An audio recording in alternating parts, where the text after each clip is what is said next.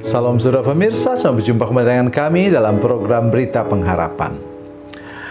Hari ini saya ingin menyampaikan firman Tuhan yang sebenarnya sangat menyedihkan. Tetapi dari firman Tuhan ini kita belajar bahwa kepada orang yang dipakai oleh Tuhan luar biasa, juga Tuhan memperlakukan disiplin yang sangat ketat.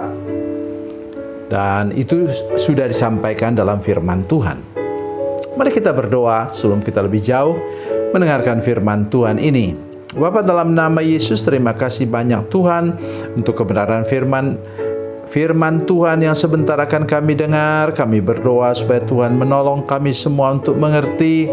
Semakin kami bersungguh-sungguh hidup dengan Tuhan, semakin keras disiplin Tuhan kepada kami. Terima kasih Tuhan. Dalam nama Yesus, haleluya. Amin. Saudara pemirsa, mari kita membaca Alkitab kita dari Perjanjian Lama, Kitab Ulangan pasal 34 ayat 1 sampai 3. Ulangan 34 ayat 1 sampai 3, demikian bunyi firman Tuhan. Kemudian naiklah Musa dari dataran Moab ke atas gunung Nebo, yakni ke atas puncak Pisga yang di tentangan Yeriko.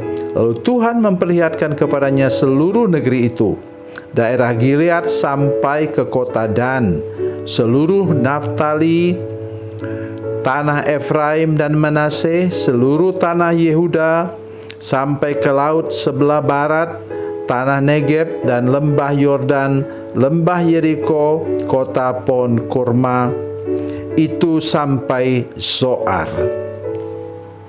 Kenapa saya katakan tadi menyedihkan, saudara sekalian? Oleh karena 40 tahun Musa membimbing umat Tuhan sampai ke tinggal menyeberang lagi sungai Yordan yang hanya beberapa puluh meter itu sekalian, tapi dia tidak boleh menyeberang. Sudah tahu ceritanya bahwa Tuhan menyuruh dia menunjuk kepada bukit batu itu untuk mengeluarkan air. Tapi Musa emosi, kemudian dia pukul batu itu. Dan Tuhan marah karena sikap itu yang tidak berkenan kepada Tuhan. Jadi kita pesannya ialah kita harus titik komanya mendengarkan suara Tuhan dan kita lakukan persis seperti yang Tuhan mau kita lakukan. Saya ingin baca firman Tuhan untuk kita semua supaya saudara mengerti. Kejadian pasalnya yang ke-6. Kejadian pasal 6 ayat firman Tuhan katakan begini. Berfirmanlah Allah kepada Nuh, ayat 13. Berfirmanlah Allah kepada Nuh, aku telah memutuskan untuk mengakhiri hidup segala makhluk sebab bumi telah penuh dengan kekerasan oleh mereka. Jadi aku akan memusnahkan mereka bersama-sama dengan bumi. Buatlah bagimu sebuah bahtera dari kayu gofir. Bahtera itu harus kau buat berpetak-petak, harus kau tutup dengan pakal dari luar dan dari dalam. Beginilah engkau harus membuat bahtera itu, 300 hasta panjangnya, 50 hasta lebarnya dan 30 hasta tingginya. Dan Alkitab mengatakan apa? Ayat 22, ini yang saya maksudkan. Lalu Nuh melakukan semuanya itu tepat seperti yang diperintahkan Allah kepadanya, demikianlah dilakukannya. Sekali lagi, kalau kita semakin kita bertumbuh dalam kehidupan rohani, semakin kita hidup rohani, apalagi hamba-hamba Tuhan.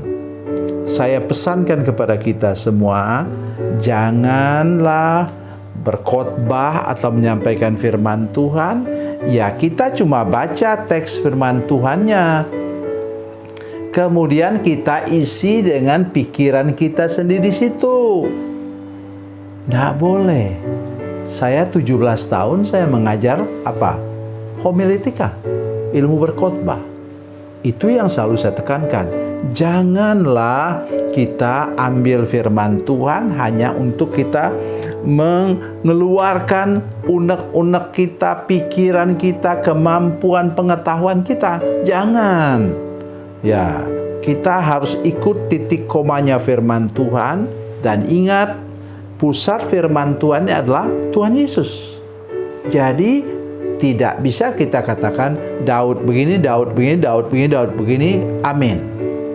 Haruslah kita merujuk kepada Yesus yang adalah manusia sempurna yang sudah menyelamatkan kita dari dosa.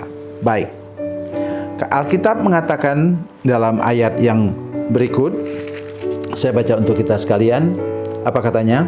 Musa berumur 120 tahun ketika ia mati, matanya belum kabur dan kekuatannya belum hilang.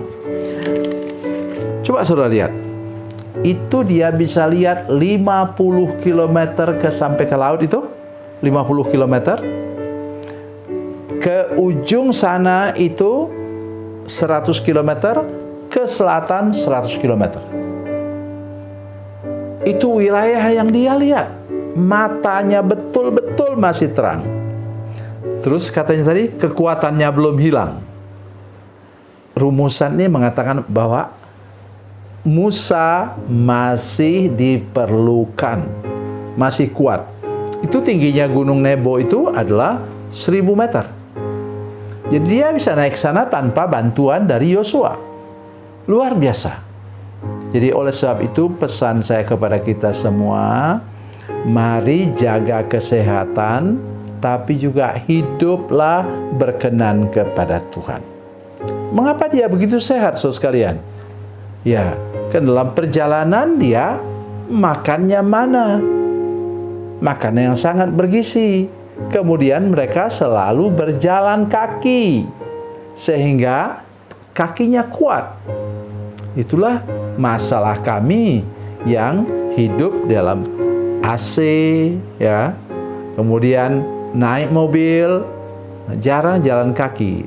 Itu sebab saya setelah saya mulai merasa kaki saya mulai terganggu, saya rajin sekarang. Saya punya treadmill yang kecil. Saya jalan di situ beberapa ratus meter. Kemudian pergi ke panas matahari, jalan di sana. Untuk apa? Supaya hidup saya nanti bisa seperti Musa. Ya, walaupun menyedihkan, tapi dia punya pengalaman hidup, matanya terang, kekuatannya belum hilang sampai Tuhan panggil dia pulang. Harap kita semua yang sudah tua, termasuk saya, dapat mengalami hal seperti itu. Tuhan Yesus memberkati, Tuhan Yesus baik. Mari kita berdoa. Bapa, dalam nama Yesus, terima kasih banyak untuk firman Tuhan yang ajaib dan luar biasa ini. Tolong kami untuk taat akan firman Tuhan sampai kepada titik koma dari firman Tuhan dan ikut apa kata Tuhan dan tidak menyimpang ke kiri atau ke kanan, sehingga kami sampai kepada garis akhir pun kami tetap sehat, kuat oleh karena anugerah Tuhan. Terima kasih Bapa di surga. Dalam nama Yesus kami berdoa. Haleluya. Amin.